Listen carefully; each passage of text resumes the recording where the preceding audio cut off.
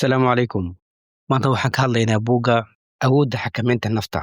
Waxaa qoray buuggan Dr. Ibrahim Al-Fiqi. Dictoorka wuxuu ku bilaabay buuggiisa isagoo leh qofka aan naftiisa maamuli karin, xakamayn karin, ma awoodi karo inuu noloshiisa bedelo oo uu horumar gaarsiiyo. Dadka qaar waxay ku nool yihiin nolol aan xakamaysnayn, micnaha ma awoodaan inay naftooda xakameeyaan. Dadkaas waxay u nool yihiin si reactive ah oo waxay sugaan inta ay la kulmaan dhibaatooyin ama caqabado. Kadib ayay si carar leh ugu falceliyaan dhibkaas ku dhacay. Dadkaas noloshooda waxaa hogaamiya duruufaha iyo dadka kale, halkii ay iyaga maamuli lahaayeen dareenkooda, fikirkooda iyo ficilkooda. Laakiin dadka guulaysta way ka duwan yihiin dadkaan hadda ka soo sheekeynay, sababtoo ah waa kuwa fahmay in nolosha wanaagsan aysan si toos ah u imaan, balse ay tahay mid u baahan go'aan adag, xakamayn nafeed iyo faham wanaagsan oo ku saabsan sida loo maamulo xaaladaha adag. Dadka ma ogolo in carrada, murugada ama niyadjabka ay xukumaan noloshooda, waxayna doortaan inay si deggan ugu falceliyaan xaalad kasta oo ay la kulmaan. Marka uu qofka barto inuu xakameeyo fikirkiisa, dareenkiisa iyo ficilkiisa, wuxuu helaa awood oo uu noloshiisa ku jihayn karo. Wuxuu noqdaa qof leh kalsooni, degnaan iyo aragti fog. Haddaba isweydii, ma adiga noloshaada xakameeya mise duruufaha iyo dadka kale ayaa ku xakameeya? Buuggan wuxuu ka kooban yahay 8 cutub ama 8 fasal. 8dan cutub mid kastoo ka mid ah wuxuu si qoto dheer ugu hadlaa mowduuc muhiim ah oo ku saabsan sida loo fahmo loona xakameeyo nolosha.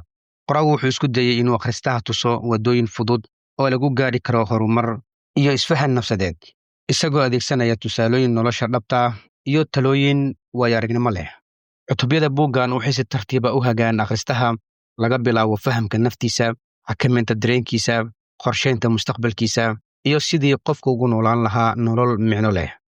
Markaad akhriso buuggan waxaad dareemaysaa inuu yahay midka kugu dhiirigelin lahaa inaad dib u eegto noloshaada, fikirkaaga iyo halka aad rabto inaad gaarto. Ujeeddada ugu weyn ee qoraaga buuggan uu ka leeyahay ayaa ah inuu akhristaha barto in isbeddelka dhabta uu ka bilaabmo gudaha nafta, isla markaana guusha inaysan ku koobnayn nasiib oo keliya, balse ay tahay natiijo ka dhalata isxakamayn, faham iyo dadaal joogto ah. Haddaba aan bilowno cutubka koowaad ee buuggan. Cutubka koowaad ee buuggan wuxuu ku saabsan yahay fahamka nafta. Dr. Ibrahim Al-Fiqi wuxuu ku bilaabay cutubkan isagoo caddeynaya in qofka aanu si dhab ah isku xakamayn karin ilaa uu marka hore nafsadiisa ka garto ama ka barto. Haddii aad rabto inaad naftaada xakamayso, marka hore waa inaad barataa naftaada waxay tahay. Nafta waa isku darka fikirka, dareenka, khibradaha iyo sida aad isku aragto. Micnaha sawirka gudahaaga ku jira ayaa ah midka go'aamiya sida aad wax u dareento, sida aad u fikirto iyo sida aad u dhaqanto. Marka shakhsiga uu isku arko inuu liito ama inuu yahay shakhsi liita, fikraddaas ayaa saamaysa noloshiisa oo dhan. Wuxuuna bilaabaa inuu si daciifa u dhaqmo una fikro.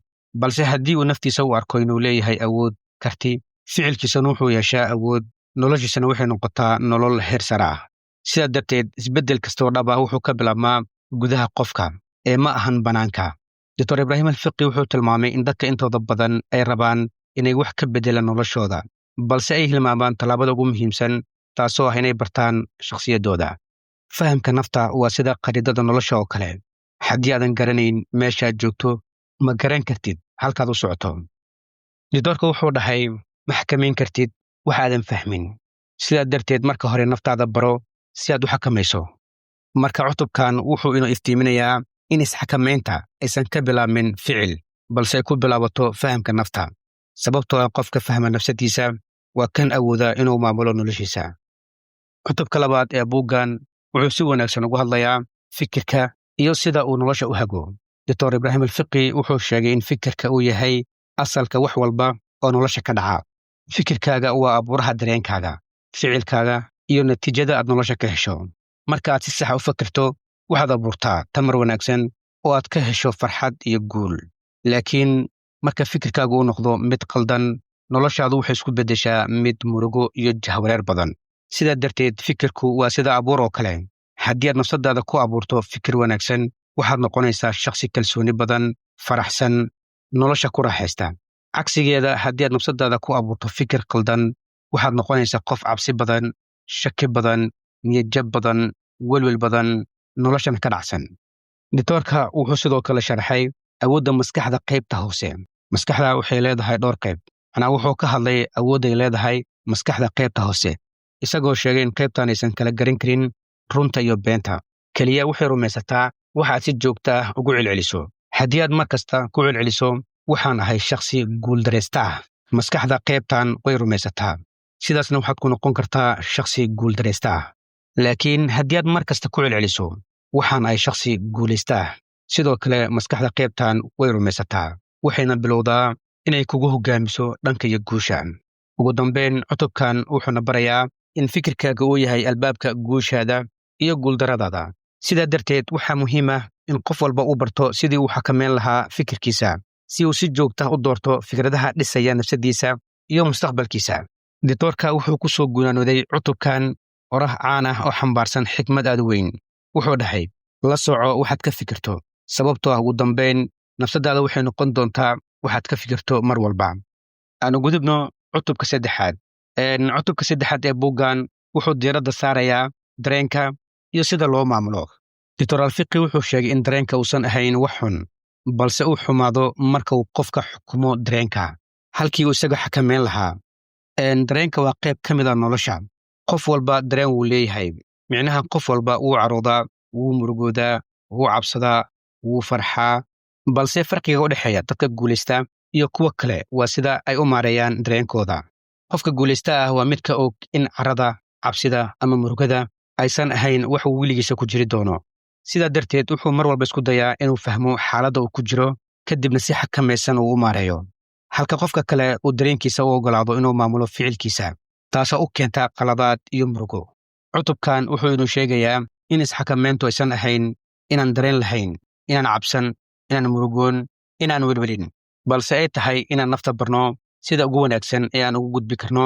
dareenadan isla markaana aan u abuuri karno dareen wanaagsan oo nafta farxad geliya dictoorka wuxuu dhahay dhibaatada ma ahan in wax la dareemo micnaha inaad cabsato inaad caqabad aad dareento middaasi dhibaato ma ahan dhibaatada waa in dareenka uu adiga ku xakameeyo marka iska ilaali in dareenadaada adiga ay ku xakameeyaan isku day inaad dareenadaada adiga aad xakamayso cutubka afraad ee buuggan wuxuu ka hadlayaa dhacdooyinka iyo caadooyinka dabeecadaha iyo caadooyinka waa natiijada fikirkaaga iyo dareenkaaga qiyaastii 90% falalka aan samayno maalin kasta waa caadooyinkeena si aad noloshaada u beddesho waxaa muhiim ah inaad caadooyinkaas aad u beddesho caadooyin wanaagsan qoraaga wuxuu dhahay fikirka lagu daray dareenka lagu daray ficilka waxaa ka dhasha natiijo marka natiijada hadba waxay noqotaa waxa ugu horeeya ee uu fikirkaaga ahaa haddii aad marka hore wax wanaagsan aad ku fikirtay natiijada waxay noqonaysaa mid wanaagsan haddii kalena natiijada waxay noqonaysaa mid xun cutubka shanaad ee buuggan wuxuu ka hadlayaa xorriyadda gudaha taasoo ah awoodda qofka uu leeyahay inuu naftiisa maamulo dictoorka wuxuu sheegay in xorriyadda aysan ahayn keliya qofka inuu sameeyo wuxuu doono balse ay tahay inuu awoodo inuu xakameeyo nafsadiisa markay xaalad adag imaado qofka xorka ah waa kanaan ku noolayn doonista dadka kale cabsida ama carada dictoorka wuxuu tilmaamay in awoodda ugu weyn ee bini'aadamka aysan ahayn inuu dadka kale xukumo balse ay tahay inuu nafsadiisa xukumo cutubka lixaad ee buuggan wuxuu diiradda saarayaa kalsoonida nafta taasoo ah aasaaska horumarka iyo guusha nolosha dictoorka wuxuu sharxay in kalsoonida ay ka bilaabato fahamka iyo aqbalidda nafta siday tahay ma jirto qof dhammaystiran laakiin qof walba wuxuu leeyahay meel uu ku fiican yahay iyo meel uu ku xun yahay sidaa darteed qoraaga buuggan akhrista walba wuxuu ku burinayaa inuusan isbarbardhigin dadka kale sababtoo ah isbarbardhiga dadka kale wuxuu dhaliyaa niyadjab iyo guuldaro halkii aad naftaada dadka kale barbardhigi lahayd waxaad isku daydaa inaad isbarbardhigto nafsadaada shalay iyo midda maanta si aad u aragto horumarkaad samaysay cutubka 7 ee buuggan wuxuu ka hadlayaa tallaabooyin lagu xakameyn karo nafta dictoorka wuxuu sheegay waxaa jiraan tallaabooyin aad ku xakameyn karto nafsadaada haddaba aan bilowno tallaabada koowaad la soco fikirkaaga maalin kasta micnaha waxaad ogaataa waxaad ku fikrayso maalin kasta fikirka xun u beddel fikir wanaagsan haddii aad ku fikri jirta fikir xun waxaad isku daydaa inaad ku beddesho fikir wanaagsan markaad carooto isku day inaad isdejiso oo aadan falcelin xun aadan samayn la saaxiib dadka wanaagsan oo wanaagga kugu dhiirigeliya qor guulahaaga yaryar maalin kasta ugu dambayn waxaad ogaataa in isbeddelka uusan ku imaan si degdeg ah isbeddelka wuxuu u baahan yahay waqti ku celcelin iyo dulqaad cutubka 8 ee buuggan qoraaga wuxuu xooga saaray dhismaha mustaqbalkaaga ama sidaad u dhisi lahayd mustaqbalkaaga dictor alfiqi wuxuu ku xusuusinayaa in mustaqbalka qofka uu ka bilaabmo go'aanada uu qaato maanta. Micnaha go'aanka aad maanta qaadato wuxuu saameyn ku yeeshaa mustaqbalkaaga. Wuxuu tilmaamay in qofka isxakameeya inuu yahay midka noloshiisa hogaamiya oo hagaa mustaqbalka. Guusha iyo isbeddelka dhabta ah waxay ka bilaabmaan hal tallaabo yar oo aad maanta samayso. Sababtoo ah ficil yar oo wanaagsan ayaa ka qiimo badan rajo aan ficil lahayn. Dr. Alfiqi wuxuu ku soo gebgabeeyey cutubkan hadal dhiirigelin leh. Wuxuu dhahay inaad maanta aad qaado tallaabo yar waxay kun jeer ka fiican tahay inaad dhahdo birito ayaan bilaabi doonaa. Guusha dhabta ah waxay ku jirtaa markaad adiga noqoto dareewalka noloshaada oo si joogta ah u doorato fikirka wanaagsan. Aadna xakamayso dareenkaaga. Qofka noloshiisa xakameeya wuxuu awood u yeelan doonaa inuu bedelo mustaqbalkiisa iyo noloshiisa guud ahaan. Insha Allahu tacaala buuggeena maanta halkan ayaan ku ekeynaynaa. Intii buug kale. Assalaamu calaykum waraxmatullaahi wabarakaatuh.